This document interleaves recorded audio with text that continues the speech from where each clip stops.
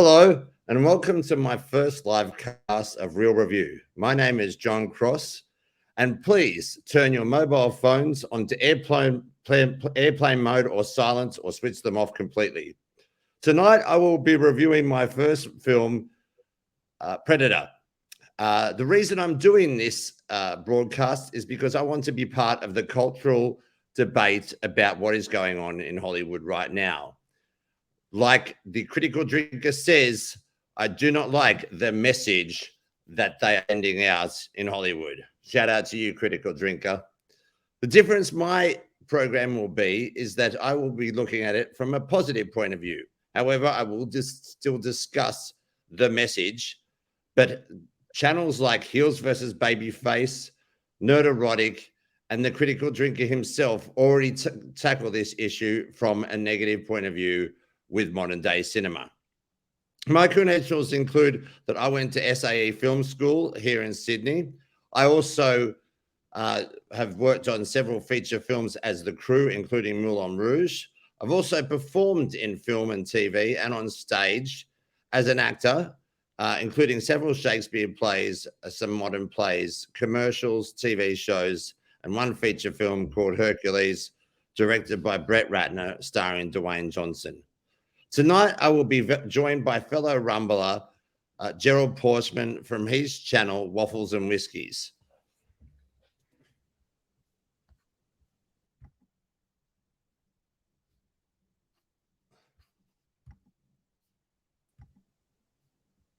Good evening, Gerald. How are you tonight? I'm doing really well, mate. So good to be here today. I'm really excited about this one. Fantastic. So I believe you recently watched Predator. Is that correct? Mate, I'll tell you what, it's been such a long time that I had to pull all the stops out. I had to go back, and over the weekend, I thought I might just have another look at the great old movie itself. And boy, did it bring back some memories. Right. And what was your favorite part of Predator? Oh, there are so many good quotes, and I think when you go back in time and you hear some people in the street, and they might say some things like like "I see you." You just know that that's a Predator line, and so there are so many good quotes out of there that I just think the whole thing, how it was made and how it was built. I just saw a recent interview where what was the Predator's name himself? Was it Kevin Lundy or something? Kevin, what was his name? John. The gentleman who performed as the Predator, his name was Kevin Hall, and he was about 7 feet tall. He was too. And I just saw that like about 20 minutes ago, and I thought this is going to be exciting. So, what a great film. And what a good one to start off, John, for you to be able to do your first one on a great iconic film, Predator. Yeah, thank you. And it's actually my second favorite Arnold Schwarzenegger film. My favorite is, of course, The Running Man. I'll just ask the audience here what their favorite Arnie film is. Write your comments in the comments section. So, yeah, do you have a favorite Arnie film, Gerald? My favorite Arnie films, away from the classic ones that he's done, like Terminator and Predator, I would have to say one of my favorite ones would be, or two, would be Kindergarten Cop and Twins. Yeah, well, Kindergarten Cop is a perfect film for Arnold. That film was actually written specifically for Arnold by Ivan Reitman.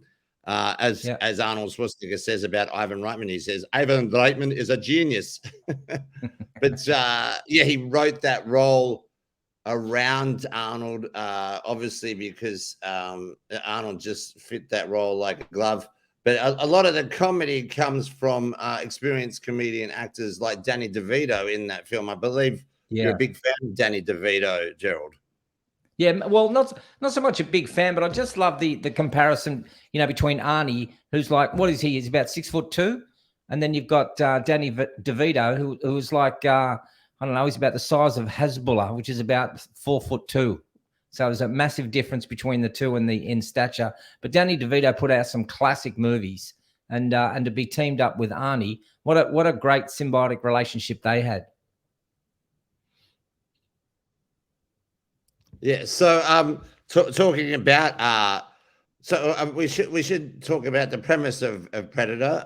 It's a fairly basic concept. It's basically about a group of mercenary soldiers who are hired by the military, and one particular character in particular called Dutch, who is an old military buddy of Arnold's. Sorry, his name's Dylan. Sorry, Arnold's character's name's Dutch. And they have to go in and rescue a diplomat and a group of soldiers who are guarding him that have gone missing in a undisclosed Asian country. And when they get there, they achieve their objective, but they find out that the team and the diplomat are all dead and they're being skinned alive. And all of a sudden, it's already 20 minutes into the film, and you're thinking, well, they've achieved their objective. Where can you go from here? But then all of a sudden you realize, time to go home. Yeah, there's time. But then that you realize that there's an alien or an extraterrestrial hunting them, and so now the hunters have become the hunted, and that's as simple as it is. And they've got to survive and get out of the jungle to get to the chopper. Get to the chopper. What a classic line that is. What a great line that is. Yeah. I thought I had that line here, but I don't have that one here. But anyway. That's all right. Hopefully you've got some of my favorite lines. So do you have a favorite line? Oh, I've got a couple of favorite lines. I'd have to say, and I'm hoping you might have part of the clip to it. But one of my favorite lines is when, I don't even know what the character's name is, but he says something like, the son of a bitch has dug in like an Alabama tick. Oh yeah, I've got that clip here. I'll show that to my audience now.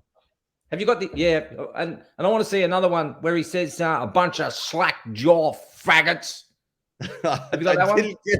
I didn't get that one, but that's one of my all-time favorites. Bunch of slack jaw faggots around here. I don't think we're allowed to say the word faggot anymore, actually. Yeah, no, it's been you'll get cancelled for that, which is ridiculous. Yeah, I'll show this. Sorry, I'll start the clip again.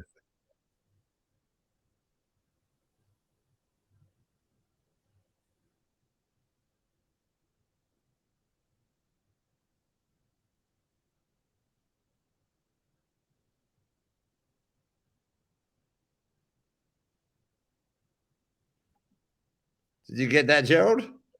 Yeah, that was pretty good. Yeah, so that's one of my favorite scenes from the movie. Of course, Arnold has a lot of lines from all of his different movies that you can quote, from Commando to The Running Man to this film, and of course Terminator and Terminator 2. But luckily in this one, we get to see people like Jesse Ventura, who you just saw there on screen. Oh, why is he come? Like you, Gerald, I'm having trouble with my buttons. Look out. So I got so where was I?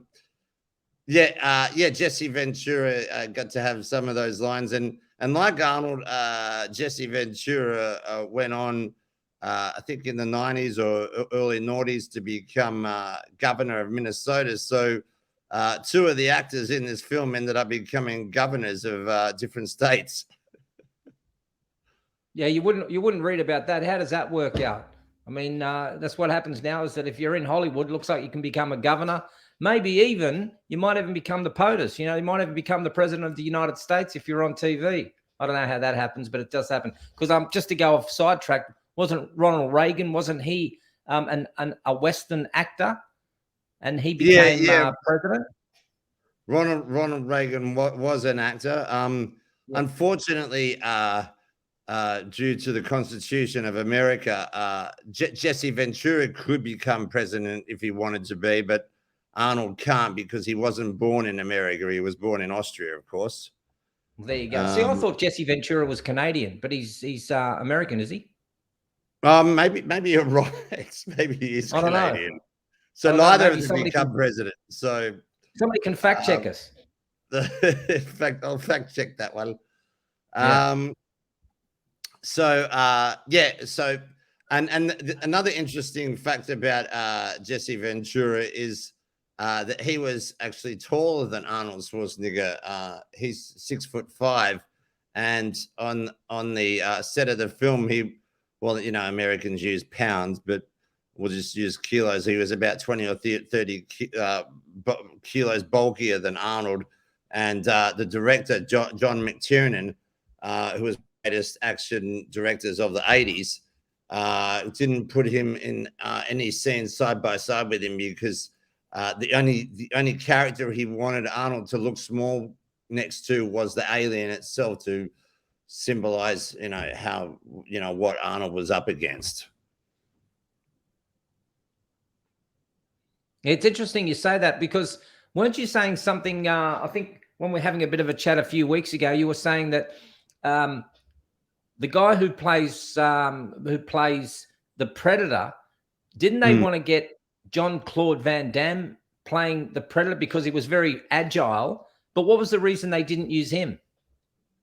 Yes, you're correct in saying that. So I've actually found a picture of Jean-Claude Van Damme. There he is, dressed as the original alien. That I could only find the picture in black and white, but the alien suit in the picture is actually green because they were going to kind of green screen the effect the alien over the top of Jean-Claude Van Damme. But there was a lot of complications. The director didn't like the creature design of the alien, and Jean-Claude Van Damme, because of his ego, thought that he was going to be one of the stars of the film, but his face wouldn't have been seen, so he quit. And it was actually on an emergency plane flight, because I think the film was shot in the jungles of Mexico, and it was an emergency plane flight back to Los Angeles. That of all people, sitting next to John McTiernan, it was James Cameron, who had directed Arnold in The Terminator a couple of years before. And James Cameron is actually quite a good artist, and he actually ended up designing the creature with the mandibles that we see in the final product to be the creature for the film. So I don't think he was credited with that, but yeah, James Cameron did participate because he didn't want to step on John McTiernan's toes as a fellow director. No, I didn't know that. That's good research, mate. Well done. Yeah, and the other part of this film that I really like is I was mentioning to you earlier this week that Carl Weathers, who plays Apollo Creed in the Rocky films, Carl, that's his name. He was also in this film, and this scene has been accredited as the greatest handshake of all time. I'll just add this to the stream. It's when he says Dylan, isn't it? Oh, what's the matter? The CIA got you pushing too many pencils? Huh? Had enough? Make it easy on yourself, Dutch.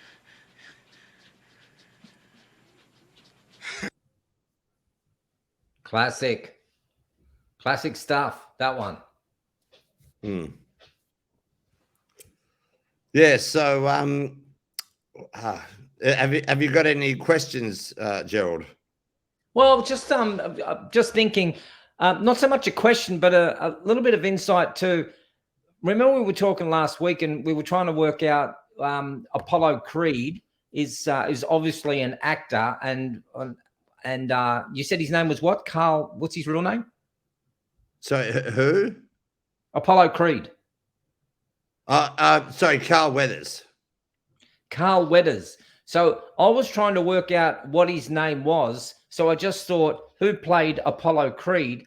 And when I went into the just a Google search, a Wikipedia page came up, and it was Apollo Creed, and they just gave a whole history about who Apollo Creed is, not Carl Weathers. It had no reference at all to Carl at all.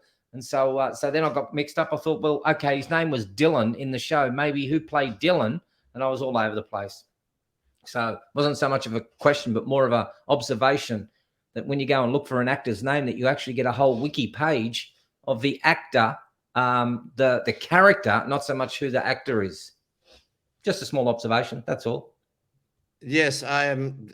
I mean, no offense to Carl Weathers or any other actors who, of his ilk, but you know, I've been you know, researching films on IMDb for many years, and unless you know, you're in the top, you know, 0.01% of actors, they're not going to talk about you so much, but the characters that you've played. But if you're Arnold, you're Arnold, right? They're not going to. I mean, they'll mention that he was Dutch in this, or you know, the Terminator, or in this, or his character's name in Commando is John. I can't remember his surname, but his name was John. That they'll kind of say that, but in Arnie, we all know him as Arnie, you know, right? So, that's it. Yeah. But do you have the rest of that clip where the character comes up and he says, "Son of a bitch, dug in like a Alabama tick"? Have you got that no, clip? I've only got that clip, but I've got some other clip. Well, I've got one more clip from Predator. And this was what I was going to mention about Predator. The genius of Predator is that about 30 to 40% of the film, so about half an hour of the film is just shots of jungle, right? Yeah.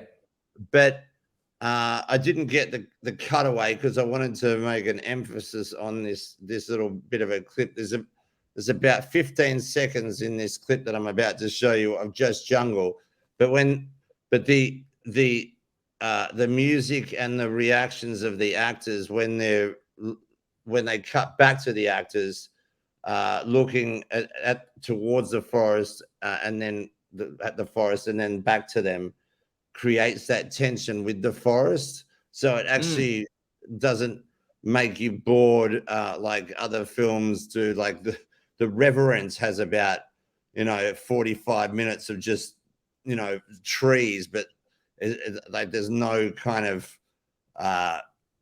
it's just boring cutaway shots. So I'll show this clip here. Show that clip, yeah.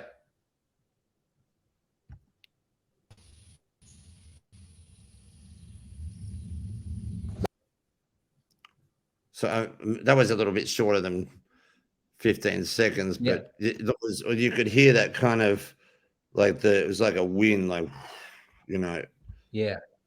and then they kind of there's a little bit of a sound characterization for the alien. I think that's its like laser that it has on its shoulder. So mate, was a lot of this shot in a studio, or was it mainly shot in Mexico on location? Yeah, no, the whole film was shot in Mexico. Wow. Because I think that the fantastic thing about films from the 70s, 80s, and even 90s, and obviously a handful of films here and there now, is that it's all what we call in-camera effects, where there's no green screen. It's not like a sterile environment. You're actually working in an environment which is, I mean, like what Shakespeare says, all the world's a stage, so you may as well use the world as your stage, unless of course you're trying to emphasize that it's an alien planet in a distant time, like in Star Wars. But actors don't actually like working on green screens because it's actually harder to act, because you might be acting opposite an alien, and the alien is represented by a tennis ball on a large stick, and you try to react to this thing, and you only see it in the cinema where you're after you've performed. But when they were on location in Mexico, Arnold would get up at 4:30 every morning and train, and it was like 40-degree heats. And the other actors, not to be upstaged by him, started to get up and train with him, and they all got super fit. Wow.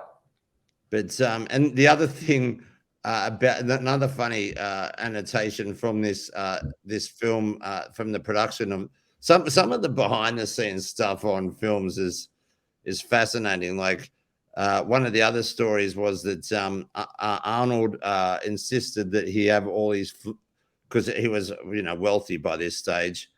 He had all these food flowing in directly from Los Angeles, but the thing is, the whole crew and cast got diarrhea from the Mexican food, and they're all sick for 2 or 3 days, except for Arnold and John McTiernan, who was the director, because I think he was eating vegetarian just for the duration of the shoot, because he didn't trust the meat in Mexico.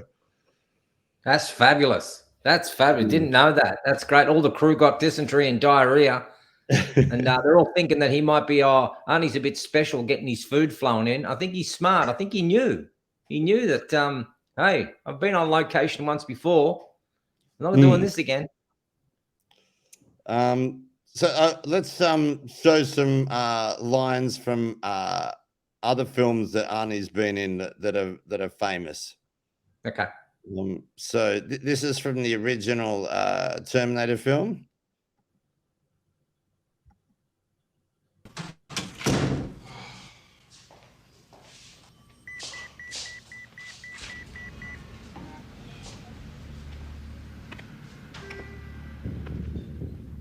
I'm a friend of Sarah Connor. I was told that she's here. Could I see her, please? No, can't see her. She's making a statement. Where is she? Look, it may take a while. You want to wait? There's a bench over there.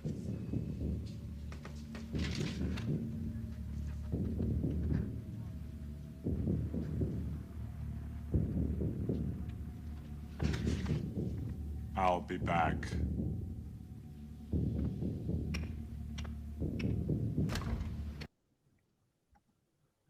Of course, one of the most iconic lines of our lifetime. Yeah, I think if you have a look at, like Clint Eastwood's got some fabulous lines too. Your only question is do I have one more left in the chamber? That sort of stuff. And you got Arnie's lines, get into the chopper, I'll be back. All those classic lines. I think if you don't know those lines, I think you've been hiding under a rock. The difference with Arnie's lines is you can fit them on a T-shirt. True. Yeah, that's true. It's the original version of that line. What am I saying? James Cameron always wanted that line to be said as "I'll be back," and Arnold wanted to say it as "I will be back."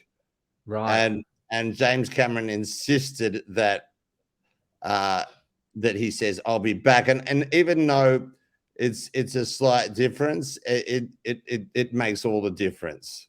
Oh, massively. Yeah. Massively. Yeah, you can't sometimes you can't lengthen a word, if you say, don't touch me, and then you say do not touch me, there's a different inference into the way that the word and the wording and the phrase is put. So Arnie's done that, I know he wanted to be, I want to sound eloquent and I want to sound like I've got the right good English that I can speak. And James Cameron, well, that's why he's the master at it. Just turned around and said, this is how we're going to say it. And I think you were right. I think the reason why is that because he wanted to fit it on a T-shirt. That's right.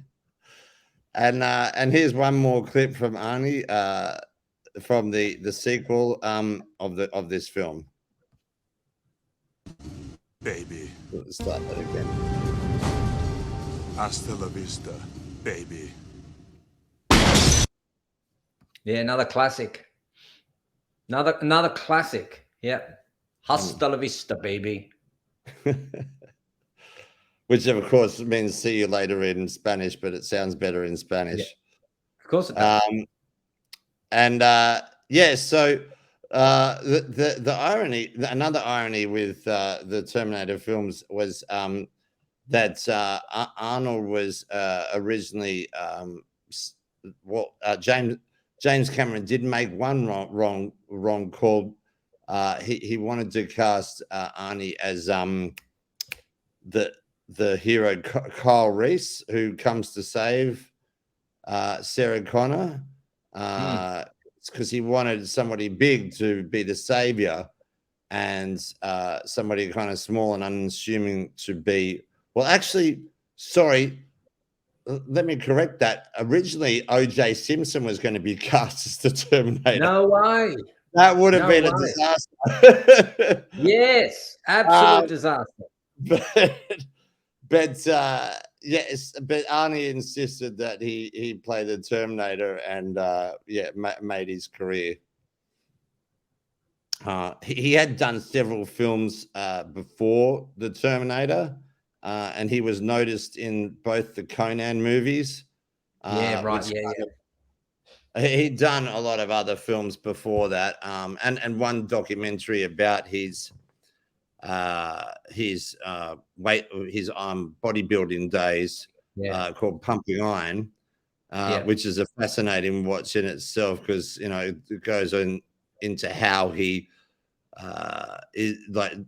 plays mind games and manipulates the other competitors. He was quite ruthless, but in a kind of cunning, smart way. He's not just he's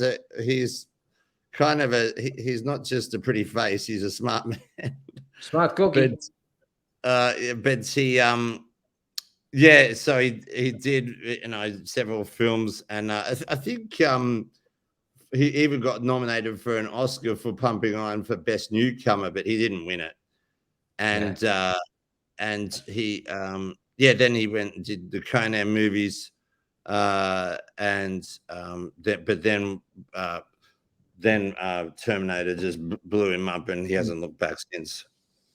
And they had to actually wait 14 years for the sequel to be made, because James Cameron the technology didn't exist for the special effects in all throughout the 80s, and it was filmed in 91. And I think James Cameron even invented some computers to be able to do the special effects. So James Cameron's done everything. He's been to the bottom of Mariana's Trench. The guy is unstoppable.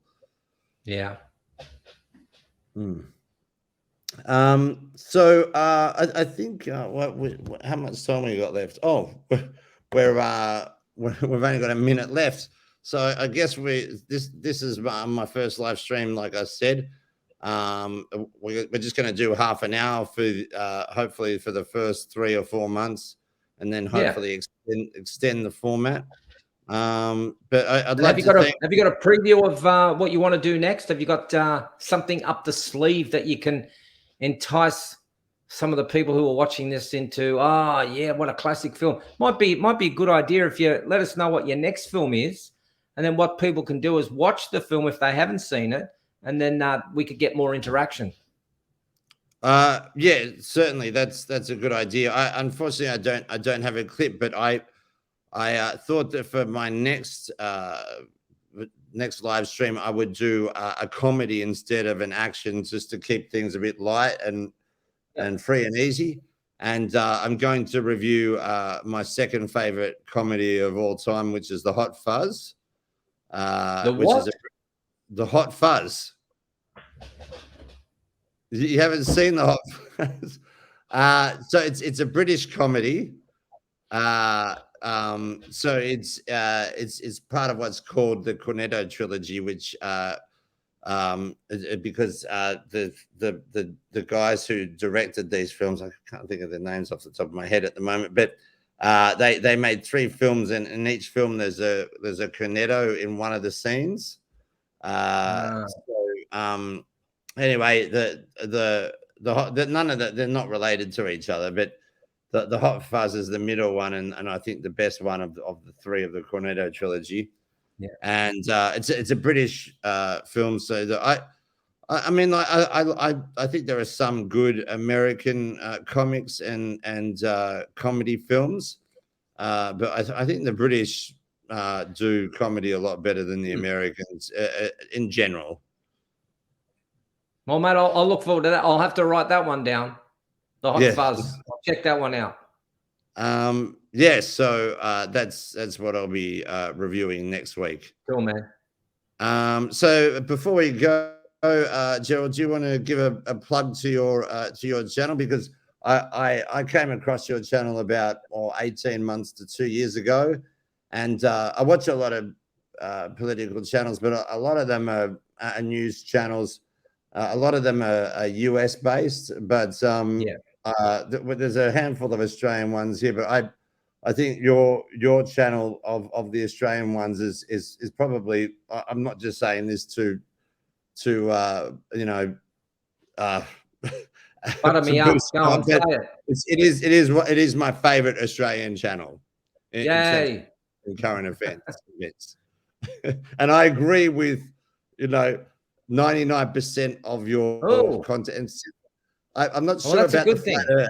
I'm not sure about the flat Earth concept, but I'm playing hard on it. I'm going to see how many people I can fool. I'm not sure. I thought you were joking. Yeah, I think we obviously know. Hopefully, people know that the Australian humor is something that we're embedded in sarcasm, and if you don't understand sarcasm, well, you're just going to lose the channel. So, if you're not up for sarcasm, then my channel isn't for you. And the best way to describe my channel is that I'm an all Australian white heterosexual male. Well, I think that would sum it up. And I'm opinionated, or not so much. I give an opinion on what the news of the day is. And the channel's very simple. It's just called Waffles and Whiskey, where I do all the waffling, and my father, who watches on the other side, drinks all the whiskey. So I'm the waffle part of the whiskey. So it's Waffles and Whiskey. You can find that on Rumble. I've put the oh, there it is. Yeah, down below. Yeah, that's the one. Waffles and Whiskey. So I think the Rumble, the R has to be lowercase, but anyway, but yeah, so go and watch fellow Rumbler Gerald Porchman on Waffles and Whiskey. Do you want to tell them what time it is on? Well, it's the easiest thing. It's 9 o'clock Australian Eastern Standard Time, Queensland time. And just you can work it out. You can get your time calculator out and say, what time is it where I am if it's 9 o'clock Australian Eastern Standard Time in Queensland? And I have a very simple saying is it's just called no, which is if I'm not on, I'm not on. But it's every single day. Fantastic. All right. Well, thank you for joining me on my first live stream and for all your help, Gerald. And I really appreciate it. And hopefully I can have you on soon if you want to come back as early as next week or whenever you have time. I'm pretty much free. But, if I'm not on, it means I'm not on. Thanks, John. Thanks for having me on, mate. All right, thanks. And this is John signing out from my first live stream, keeping the real real. Thank you for joining me.